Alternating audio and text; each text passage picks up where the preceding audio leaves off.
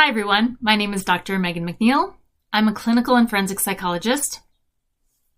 Please watch the following video with caution. As usual, it contains descriptions of violence, sexual abuse, homicide. Several years ago, a man named Billy Robinson shot and killed a man he believed was raping his daughter. The frequency of sexual abuse in my cases and the detrimental impact of sexual abuse on people and their behavior, it's truly astonishing. If you've watched my videos about Jason's case, Jackie's case, Harley Boytz's case, then you know sexual abuse plays a prominent role in many of my cases. Anyway, Mr. Robinson's case went to trial in 2024, where it came out that he himself had been a victim of sexual abuse, starting when he was around 4 years old. His older teenage half-brother started anally raping him when he was about 4, and that abuse went on for years. There were some suspicions because during a doctor's appointment, the doctor noticed some scarring around Mr. Robinson's anal area. He told the mother about it. They asked if something was happening. Mr. Robinson denied it, and nothing was ever done to remedy the situation. Later, as a preteen, Mr. Robinson was again sexually abused by an older adult man who was a friend of the family. And this is not uncommon. When someone is abused, they are at risk of being abused again in the future by someone else. Predators seem to sense the insecurity and the vulnerability of people who have been abused, and then they target them and abuse them more, exploit them somehow. Mr. Robinson grew up in a pretty dysfunctional and chaotic family. His parents had their own mental health issues, their own substance use issues. They were abusive and neglectful. Mr. Robinson started smoking cannabis around age 10. He was drinking alcohol regularly around age 12. He first tried methamphetamine at 11 years old and was using regularly by the time he was 14 or 15. Later on, he got into heroin and fentanyl. He sold drugs, he got into trouble, he didn't finish school. Throughout all that time, he felt shame and anxiety related to being sexually abused. He was afraid people would find out and judge him or make fun of him. He felt like there was something wrong with him, that he would be targeted in this way.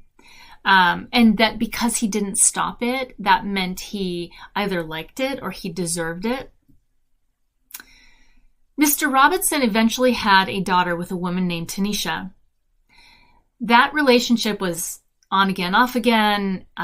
There were a lot of mental health and substance use issues going on. Eventually, that relationship ended and they co-parented their daughter together.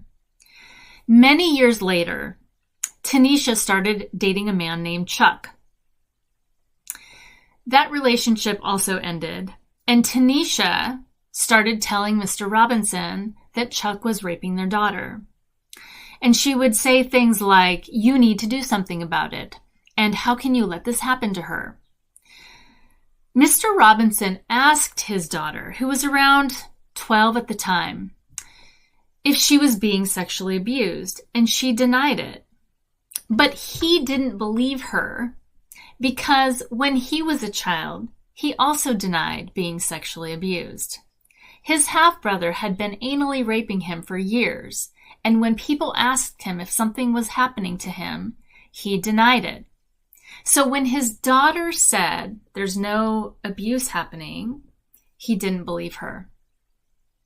Over many weeks, Tanisha was insistent that her former boyfriend, Chuck, was raping their daughter. In a month period of time, she sent Mr. Robinson around 1,000 text messages about it and wanting him to do something about it. Later, it would come out that Tanisha was experiencing psychosis, including delusions, which may have been due to her own mental health, her own mental illness, or substance use issues or a combination of both. I didn't evaluate her, so I can't speak to specifics.